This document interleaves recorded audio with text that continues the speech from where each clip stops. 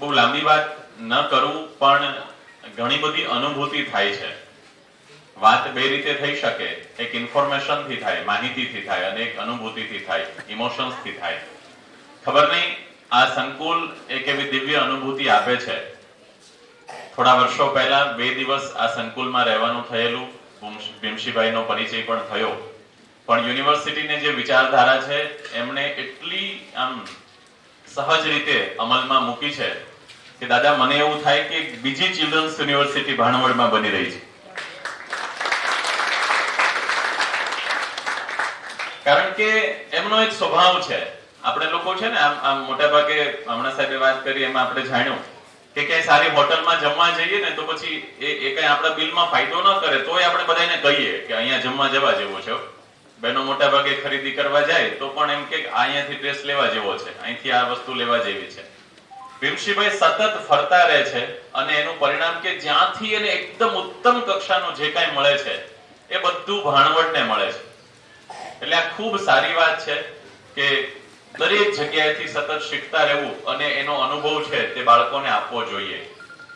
હવે એક થોડી વિચિત્રતા મને એ પણ લાગે છે કે હોસ્ટેલના બાળકો અને હોસ્ટેલના વાલીઓનું જે ઇન્વોલ્વમેન્ટ છે શાળા સાથેનું એવું કદાચ સ્થાનિક લોકોનું નથી હોતું. તો ક્યાં તકલીફ પડે છે કે આપણે ક્યાંક સમજમાં શું ફેર પડે છે એ ખરેખર વિચારવા જેવો મુદ્દો છે. ભીમશીભાઈ અહીંયા જે પ્રકારના અનુભવો આપે છે અહીંની પ્રત્યેક વસ્તુ જીવંત છે. આ પરિસરની કલ્પના કરીએ અને તપોવન તો અદ્ભુત છે. ખરેખર જે આત્માઓએ ખૂબ પુણ્ય કર્યા હશે ને એ ત્યાં વિદ્યાર્થી થશે. આ પાકી વાત છે. અમે તો ગાંધીનગર રહીએ, ભીમશીભાઈના એ કેટલાક વિડીયોઝ ને કેટલુંક જોઈએ તો એમ થાય કે ખરેખર ચિલ્ડ્રન્સ યુનિવર્સિટીના મૂળમાં ભારતીય ઋષિમુનિઓની જે પરંપરા છે, ભારતીય શિક્ષણ વ્યવસ્થાની જે પરંપરા છે એ પરંપરાને ચરિતાર્થ કરવાનું કામ અહીંયા તપોવન થકી થઈ રહ્યું છે. હમણાં અમારા 2 પ્રશિક્ષણ વર્ગો વિદ્યાનિકેતનમાં થયા. શારીરિક શિક્ષણના શિક્ષકોને તાલીમ આપવાનું કામ થયું, સંસ્કૃતના શિક્ષકોને તાલીમનું કામ થયું. એમાં અહીંયાથી શિક્ષકો ખાસ પધાર્યા. ગાંધીનગર સ્પેશિયલ 2 દિવસ તાલીમમાં શિક્ષકને મોકલવા એ સંચાલક તરીકે મેં જોયેલા સંચાલકોમાં 95% આવું કામ નથી કરતા. એટલે બધાયથી નોખી એક ચીલો એ અહીંયા પડ્યો છે. એમાં મને વિશેષ આનંદ છે.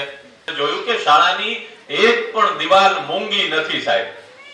દિવાલો પણ બોલે છે, દિવાલ પણ શિક્ષણ આપે છે. બોલવાની ક્યાં જરૂર છે?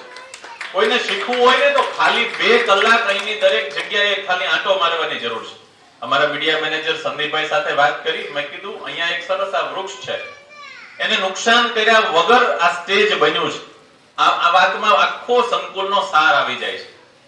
એટલે તમે સૌ ખૂબ ભાગ્યશાળી છો, મારા કરતા તો વધારે. કારણ કે હું ગાંધીનગરમાં રહું છું, ત્યાં દાદા મને આવું સંકુલ નથી મળ્યું કે મારી દીકરીને એનો અભ્યાસ કરાવી શકું.